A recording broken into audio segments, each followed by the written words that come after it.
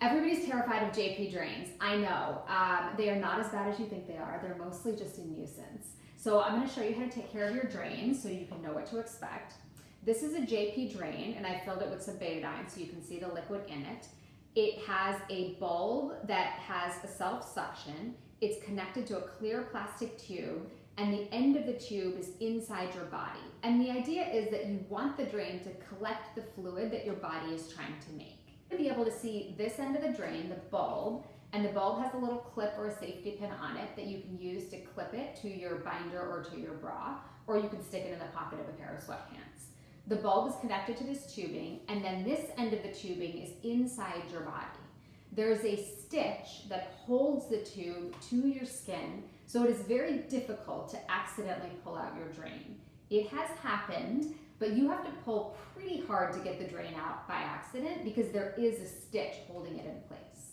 So all you need to do to take care of your drain is empty the drain and write down how much is coming out 2 to 3 times a day.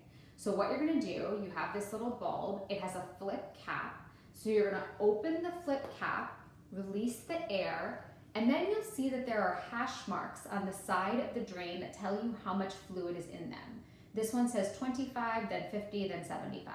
So right now there's 25 cc's of fluid in the drain. So if I were emptying this drain, I would write down 25 cc's, and then I would flip it over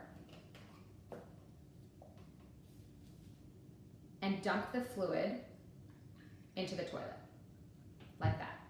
Once the fluid is out, I'm gonna squeeze the drain again to get all of the air out, and then close the cap